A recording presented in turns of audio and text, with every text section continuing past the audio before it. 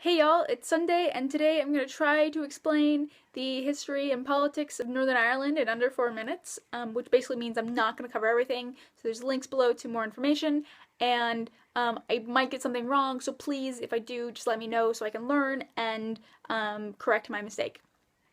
So, to understand what's going on in Northern Ireland at the moment, first of all, it's important to understand that there's two main groups in Northern Ireland that have been in conflict for a while, and those are the Protestant Unionists or Loyalists who consider themselves British and want Northern Ireland to remain part of the United Kingdom as it currently is.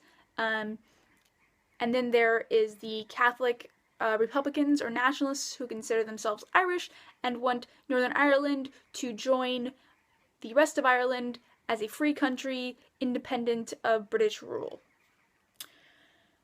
So in the 1960s, the country was about 2/3 Protestant and 1/3 Catholic, and the Catholics felt that they were discriminated against, so they decided to protest, and this then escalated into what became known as the Troubles, or sometimes is also referred to as a civil war, in which both sides participated in armed conflict. Or I say both sides, there were many groups working,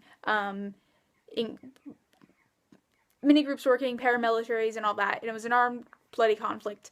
Lots of stuff happened that lasted 30 years until 1998. There was a Good Friday Agreement, which created a power-sharing government in Northern Ireland in which the Protestants and Catholics have to share power in the government. They're represented by, on the Protestant Unionist side, the Democratic Unionist Party and a couple other parties, but the DUP, Democratic Unionist, is the largest party on that side. And then on the other side, there's Sinn Féin, which is representing the Catholic, Republican, Nationalists side of things. There's a couple other parties as well, and there's other parties in general.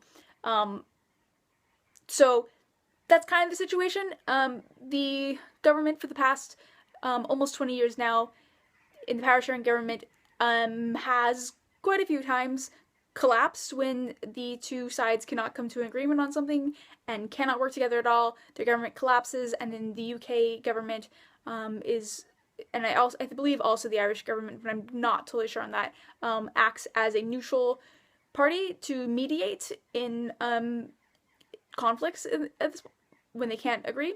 And so the government collapsed last year in Northern Ireland because they couldn't agree. There was a scandal. Can't go into detail on it because I don't have time. But the UK has been UK government's mediating, and then they had elections again in March to try to solve the problem. It didn't solve the problem. They still cannot come to any kind of agreement. So the UK currently, right now, is acting as a mediator between the DUP and Sinn Féin.